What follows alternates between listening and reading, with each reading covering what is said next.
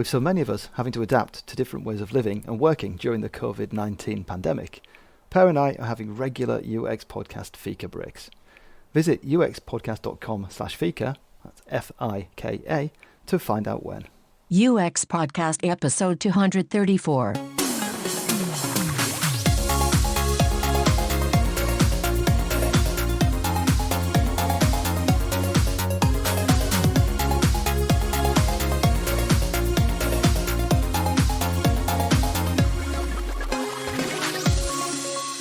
I am Per.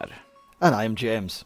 And this is UX Podcast, balancing business, technology, and people, every other Friday since 2011, with listeners in 193 countries around the world from Finland to Panama. Today's guest, Eva-Lotta Lamm, is a designer, visual thinking expert, and trainer. She's been holding sketching workshops for many years, and you might well have seen some of her excellent sketch notes, which Eva-Lotta has even published in her book form. And on top of that, you could well have even seen her illustrations in Content Everywhere by Sarah Walker-Butcher and The User's Journey by Donna Licho. In our conversation with Eva-Lotta, we learn about sketching, visual thinking, and we get a lot of practical advice on how to work with the visuals, not only to communicate ideas, but to uncover and work on problems. Eva-Lotta, when did you know that you were really good at visualizing? Wow, what a question. I don't even know if I'm very good at it right now. I always keep learning new things, but I always liked drawing, and it always felt like a natural thing to do while I was trying to understand things or explain things to other people. And most people understood what I wanted to explain. So it always felt natural. I never thought about it if I'm particularly good or not. But for me, that's the mark of an expert, isn't it? When you respond like that, I don't even know if I'm good at it. It's your profession, and everybody loves it, what you're doing, and you teach and you sell courses. So obviously, you have some proficiency. Yes, yeah, sure. I mean, now that it's my job, it's kind of I should be good at it, right? And I do get compliments, and there are people who sign up for my courses. So, but I can't trace it back to a certain particular point in time. I kind of glided into it. I did visualizing and sketchnoting and visualizing things for many, many years just for my own benefit before I ever started sharing or teaching it. So there was never this moment where I thought, okay, this is a skill I want to learn because I want to have a career in it. And so I just learned it without having the pressure of having to be good at it. Wow. I think it's really interesting that you said about how you maybe don't know if you're good at it. I know that both Per and I love sketching or using sketching as a way of as a tool in our toolbox when we're working, and encouraging others to do it. But that lack of confidence is something that we come across all the time, no matter who it is. People always say, "I can't draw, I can't do this," and they're reluctant to go forward. Is there anything we can do to help? Well, yeah, I mean, this is one of the things I notice as well, especially in the workshops that I teach, that the fear of not being good enough or being absolutely terrible is the biggest hurdle that holds people back. So the first thing I do is I give people permission to just also do shit drawings or drawings that they don't like very much. I mean, one thing is you should get used to producing things that you don't like. That is part of the journey, but of producing anything, when you cook, sometimes you cook a dish that's not super great. Or when you do UX, not all the interfaces you design are amazing. Or on the way to designing the amazing interface, you have lots of iterations that are not that good. It's just part of life and part of creating. So when I take the pressure off people and say, well, it's all right if it doesn't look great, but if it explains things well or it works for you, then it's fine. Then people relax and go like, okay, I'll try it. And by practicing a little bit, they'll see, oh, I can actually do more than I thought I could. So this permission is really important, I think. Allowing people to fail. Yes. I mean, it makes sense everywhere. Such a good, yeah. It's part of life. I mean, for example, I think I'm terrible at writing, or I find it very, very hard to put thoughts in a linear order. And I give myself permission to write shitty first drafts anyway. That's an expression I like a lot. It comes from a lady called Anne Lamott. She wrote a book about writing, and she calls it the shitty first draft. And the shitty first draft has to come out because it's the stepping stone for anything better to happen. And so getting over it as soon as possible. Also, your shitty first sketch is important because from there you can only get better. I listened to Tom Hanks talking to Alan Alda last week, and he was talking about how he loves typewriters, precisely because you cannot go back and delete. You have to just keep writing. And in a sense, that's maybe how digital has ruined us. We're always trying to reach perfection before we've gotten anywhere. We're not allowing ourselves to go on. And I'm thinking that has to be the case for sketching as well. If you're sketching on an iPad, you're always deleting and trying to make it perfect instead of just going on. That's true. The temptation is always there to start editing before you have created a critical mass of any kind of content. And that's also why I encourage people to start sketching with pen and paper when they start sketching, so they don't get distracted by the tools and by the possibilities.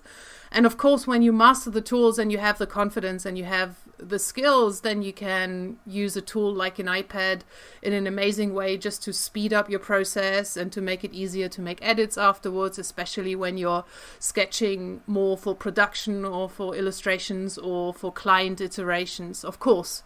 But it keeps you on your toes to sketch on paper and to actually be confronted with your own mistakes and having to fix them. You learn so much about improvising with space and improvising with your mistakes and just coming up with creative solutions for stuff that otherwise you would have deleted and fiddled about with endlessly and edited on your iPad.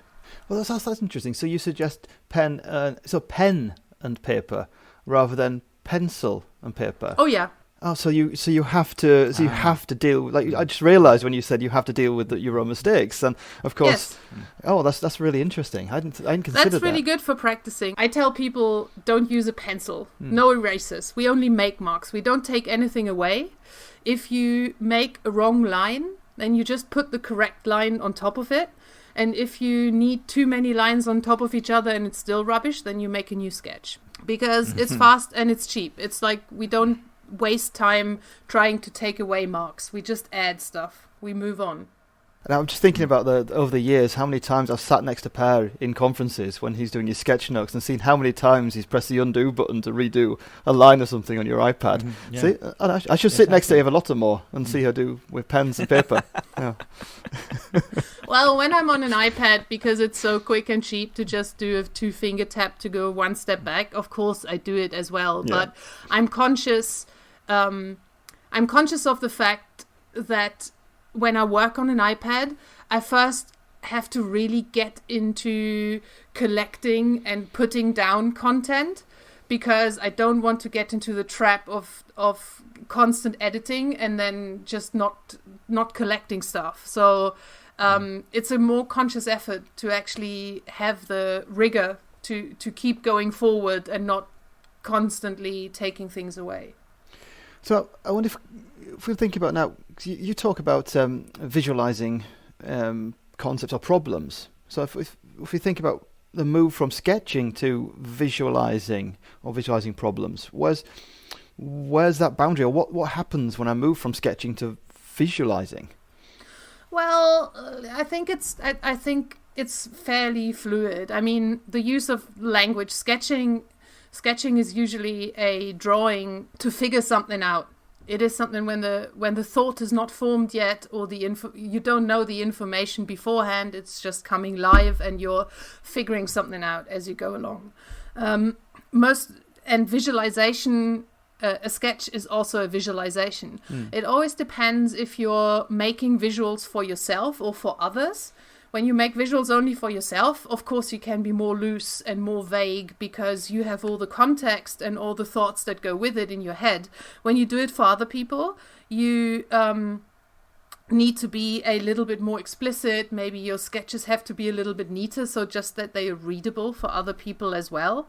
And then, of course, you think about if you're going more into the realm of illustration and you're really doing something that is not just an artifact that you use in the moment in the process for a while and then you move on, but something that goes into a book or is going to be used for several weeks or months. Of course, you put a little bit more effort in to really make it very robust and understandable in lots of contexts without you being there to explain it or without people having the tacit knowledge of the conversation you had while you were creating the sketch. So it is a sliding scale of how explicit and how clear you have to make the drawing without implying that somebody knows the context. Yeah. You're saying make it good enough for the job it has to do. Absolutely. Absolutely. Nice. And how do you make it robust? Is that part of the iterations? Well, yeah, I mean, when I say a visualization is robust, I mean that there are certain aspects to it. So I like to talk a lot about clarity in my workshops, because the reason why I'm drawing or sketching is because I want to enhance the clarity of my thinking, my communication, whatever it is I apply it to. So for me, there are kind of 3 layers of clarity that all need to come together for something to be robustly understandable. So the first layer, I call that formal clarity. And this is basically just, is this thing readable? You know, when I make a rectangle, do I see that it's a rectangle, or did I rush it so much that it could also be a potato? It's like with your handwriting, you know, when it's so rushed that you can't read the word, then your concept can be super clear, but if you can't read it, nobody will understand. So this is just the formal aspect. So this is more about your motor skills. How do you move your hand? How quick or how slow? How clear are your marks on the paper? Then the second layer is what I call structural clarity. And this is really the question of what are all the different elements on the page? What is the relationship between the elements? Is that clear? Do you have all the elements? Are the more important things bigger, the less important things smaller? Is that really clearly presented? This is more a question of visual perception, you know, how do we distinguish things from each other, and also a question of did you pick the right elements to be on the page? And then the last layer of clarity is what I call conceptual clarity. So are you actually talking about the right thing? Who's the audience you're talking to? Are you actually talking about the right part of the problem? Because every problem, when you pitch something to a CEO, it's different than a conversation with a developer, for example. The level of detail that you talk about, the depth, the context of previous knowledge that you can assume from your audience. You can have something completely nicely rendered and completely structurally sound. If you're talking to the wrong person and it's not the right message for them, then the concept won't be clear either. So these 3 things have to come together in at least a basic level for the thing to be understandable and clear. That makes in my opinion, that makes a sketch or any piece of communication robust, when you have these 3 elements coming together. And of course, more robust if you can't explain it yourself. If in doubt, add in more redundancy. So add in more context information, because you assume that somebody might not have the context. I also like the redundancy. Yeah, of course, there'd be like a backup element to the sketch. Yes. Also, what I need to say is, when I talk about sketches, for me, a sketch is not only the visual part, but also the labeling and annotations. So a sketch is always visuals and words. And adding words to sketches is an integral part and super important, because the visual elements in a sketch are good for to explain a lot of things. But for some things, words are stronger and more precise. What I found out over the years when I looked at my own sketches and when do I use annotations and what do I use words for and how do images and words really play together? Because I love language as well. What visuals are really strong at is they are great at showing relationships, because we evaluate relationships in our life and in our environment all the time through our eyes. How far is this bottle away from me? Can I grab it? How quickly is this car passing by? Can I cross the road before it? So we evaluate all these relationships through the visual information. So we are really good at it. When we want to show a relationship, like a time relationship, when we put two events on the piece of paper further away from each other and two are closer together, we automatically read the distance, the physical distance, as a time distance, as a longer stretch and a shorter stretch, without even having to think about it. This is not only true for time relationships, but also for hierarchical relationships or conceptual relationships, functional relationships. So visuals are great for showing relationships because we read them naturally.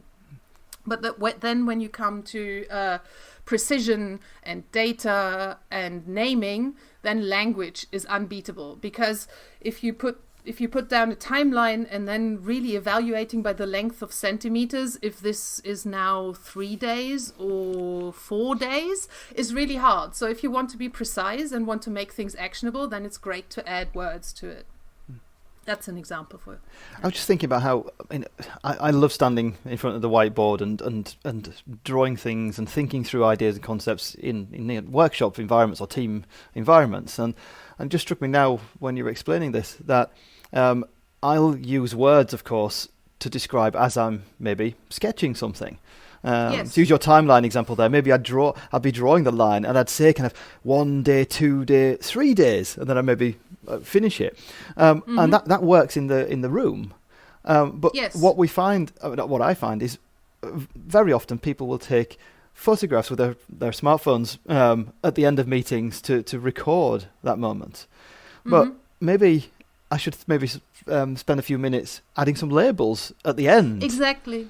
And that's what I meant by making it more robust. Because the people who were in the room, they will remember it. Or maybe they will only remember it for 2 days and then they will have forgotten because our memory just fades away. Mine fades away quicker than others. So yeah, making it more robust, if it needs to endure over time or over different contexts, then if in doubt, add labels. That's always good, because even for yourself, if I look at some of my sketches that I did half a year ago, for some of them it's like, what was I thinking? And if you add labels, you just help yourself and you help others. Annotations. You could even argue that it's a responsibility when you're doing these things that you need to add labels for the clarity, because otherwise you're contributing to confusion, possibly. Yes, and you need to be the judge of what is adequate and what is the use of this thing, how long does it live, and if in doubt, make it more explicit and add labels or add additional visuals, whatever you need to make it more robust. So I have this theory now that I'm thinking of when I'm listening to you speak, because you're speaking so eloquently about problem solving in a way that applies to everything. I'm thinking that you not only have practitioners at your courses and workshops, you have leadership as well. They are also interested in learning these things. Yes. And they listen to you explain this. And this makes me think that sometimes UX has a hard time being listened to by leadership, whereas you are working with visuals, but in a way that they can understand. I notice a thing sometimes when I actually do client work. So sometimes I get hired by clients to help them visualize complex situations so that they can either express something in a clearer way or understand things in a different way. I sometimes notice that they hire me for visualizing something, but actually it very quickly turns into more of a consulting thing, because in order to visualize something, I have to ask very precise and often the difficult questions of, so what are all the elements and how do they really hang together and what is this relationship really like? How does that work? And this usually puts the finger fairly quickly on some very strategic, high-level questions that just need to be answered in some way, shape or form to be able to visualize it. So that's also why I love the challenge of visualizing something as a way for exploration and a different way to uncover requirements, because very quickly, because you can waffle, it's much harder to waffle with visuals, that you very quickly get to the important questions, because there's no way around. I love that. So they think they've got a problem visualizing a particular thing, whereas actually many of the times the problem is that they haven't come far enough in their thought process around the particular thing in order to be able to communicate it.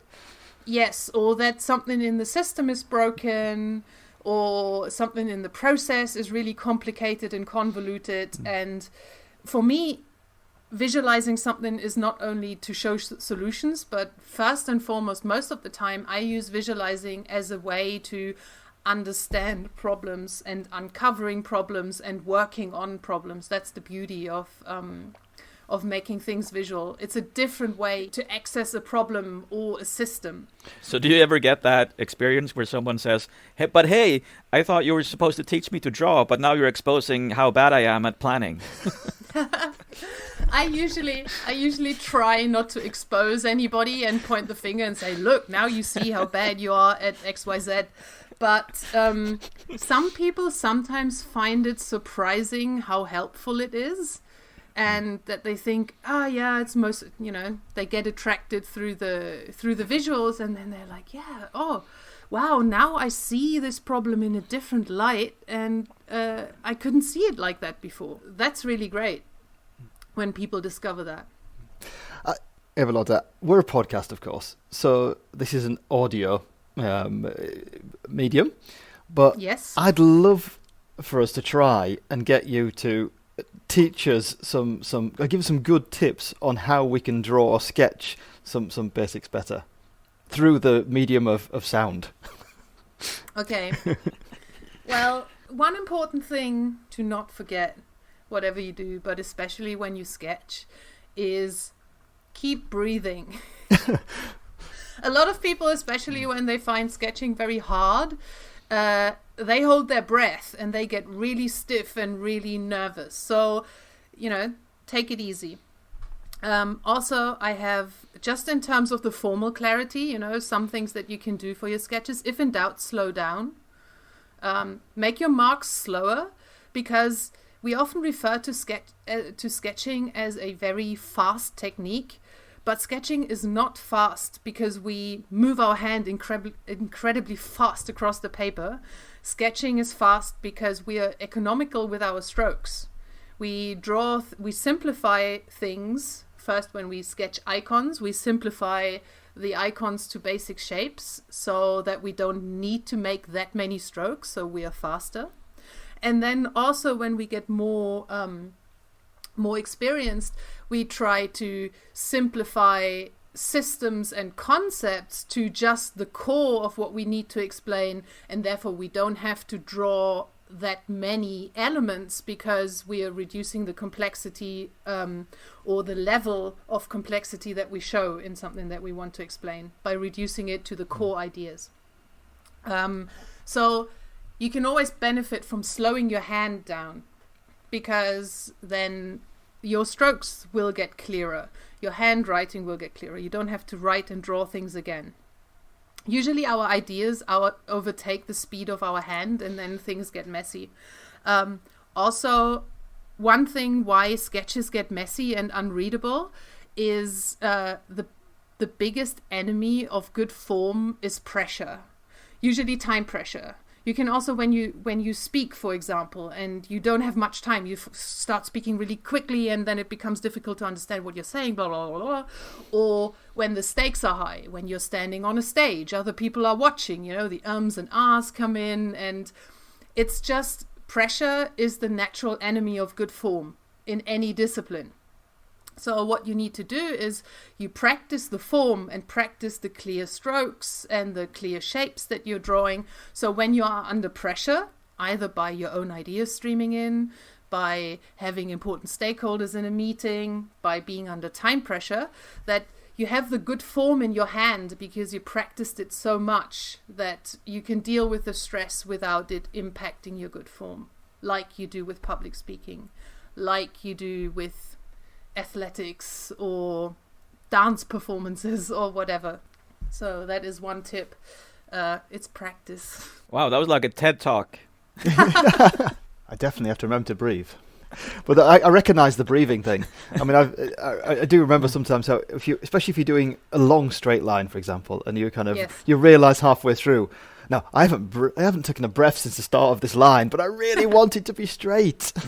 Well, one tip for straight lines, if you have wonky lines, one tip is, especially when you work just on a piece of paper, usually we have more control over our hand movement when we actually pull towards our center of gravity. So when we start away from us and pull towards our belly button. So if you need to make a very long straight line, then it's better to draw towards yourself than pushing away or drawing sideways. That can be a tip when you draw on a piece of paper, because you can always rotate the piece of paper so that the stroke will point towards you. Perfect practical tip. Yeah. Thank you so much. This has been so enlightening and so wonderful. Thanks for joining us. Thanks, Eva-Lotta. It's a pleasure. So I wasn't joking when I said I felt that was like a TED Talk, because actually when she started speaking at the end, it was like she was giving me life lessons. This wasn't as much about sketching as I probably thought in the beginning when we were going to interview her, but she was actually talking about things that made sense for everything, for all aspects of life. About when we were talking about editing, you start editing, the dangers of starting to edit before you've created some critical mass of content, and you need crap to make something beautiful, and all that experimentation and adding redundancy if people aren't understanding, all the way to actually remembering to breathe. It was just a wow moment for me to be listening to her. I feel blessed having to learn those lessons, but in this roundabout way around sketching. I mean, yeah, because you're right. I mean, I expected us to talk more around the actual sketching, although at the same time, Eva-Lotta's a visual explainer and works with this, so I'm, it's not a surprise in that sense. But I think what I reflected upon and was surprised about was how this captures so much of the essence of what it is to do the work we're doing. That a lot of us we do like sketching things, and we do like the drawing of lines and the drawing of interfaces or whatever, the working through problems using pen and paper. But I hadn't really thought about some of the aspects that Eva-Lotta brought up during the interview, from practical things like you mentioned, with adding, giving sketches a longer life through adding labels and making them more robust, to actually the fact that the sketch isn't always something that you're using to communicate. The sketch in itself is exploring the problem space, which I know when I sit here. I've got sketches to my right at the moment that I've been working on for a client, and that's me exploring the problem space. But I hadn't really, maybe it's kind of naive of me or silly of me, but I hadn't really connected it all together in the same way as Eva-Lotta managed to do during this interview. Yeah, because you and I, we know it's powerful, but we haven't been able to perhaps explain why it's so powerful. And it's so funny. I love that she brought up that, well, hey, sometimes a sketch is 80% words. Sometimes it's arrows. I mean, sometimes I draw 4 arrows on a whiteboard, and people say, oh, you're so visual. But it's 4 arrows connecting a lot of text labels. So basically it's 80% text, and you don't even think about that because you're placing it not linearly on a paper, but you're placing it instead across a broader space, which makes it feel you understand it. And that's why it was so important that she was talking about how the spacing between objects and the sizing between objects and how they compare, that helps people think. We draw those connections instantly by how even words are placed on a piece of paper. Yeah, and visual hierarchy, it's not something new to us. We know about it. We use it when we're doing interface design, and we're almost certainly using it subconsciously for some of us, maybe subconsciously when we're doing work in front of whiteboards or sketching in groups or communicating with lines on diagrams that we're making for others. Yeah. I also think about, I mean, I'm clutching now one of my pens I use for sketching, and it's a pen. It's not a pencil, I rarely use pencils. And looking back, I mean, you showed me a picture this morning of your one of your son's sketchbooks. Yeah. When he'd been using pen. And Exactly. thinking back to my days when I was probably around the same age as your son is, I used to write and sketch, with biro, so ink pens. And I used to like that because it forced me to be sketchy. It forced me to use lots of lines and to be rough with sketching, which meant I could let go of being correct and being detailed, and I wasn't going to do a Mona Lisa. I wasn't intending to. That wasn't what I was trying to achieve. And using a pen rather than a pencil forced me to just let go. You're having fun, essentially. Yeah. And having fun as you're creating something, it's something we often forget to do as well. Yeah, the tool in my hand had allowed me to let go of something that I probably would have kept on to if I'd used a pencil and had an eraser or rubber to correct it. Personally, I'm definitely going to think more about the adding of labels to things like I mentioned during the interview about so many times we're at the end of meetings and we've created something, or there's been a few points during a session where you've created something visually, and take 5 minutes, maybe the last 5 minutes of the meeting, to deliberately set aside some time to annotate. Yeah. Together, maybe even. So you've got a better artifact at the end to take with you. I'm going to take away slowing down, because it's strange. That's something I tell other people. I mean, it's something I even have in my handbook. But even in drawing, I mistakenly think that you sort of draw fast. But if you draw slowly but with intent, you don't have to redo that line, which means that will go faster because it's just a simple way of annotating. Yeah, the whole thing where you're economical with strokes. Yeah. Yeah, you're producing something quickly, but that doesn't mean to say that the component parts of the thing you're creating have to be done fast. So slow down your marks to create something quicker. Yep, you're right. That was like a TED Talk from Eva-Lotta. So what should people listen to next? I reckon a sensible choice will be episode 209, Paper Prototypes.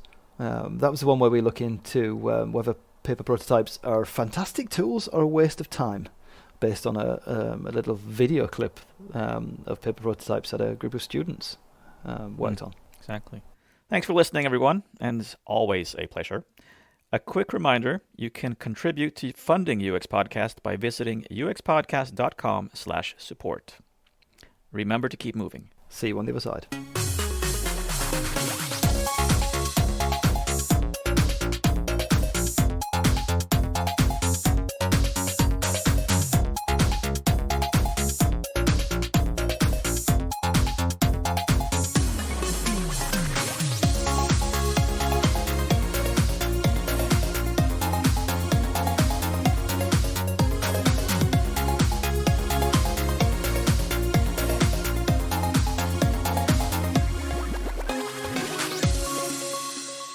What did the green grape say to the purple grape?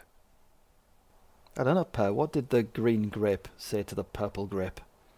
Breathe, idiot, breathe! I don't get it. His face was purple. He wasn't breathing, so... Oh no, that was the worst one ever.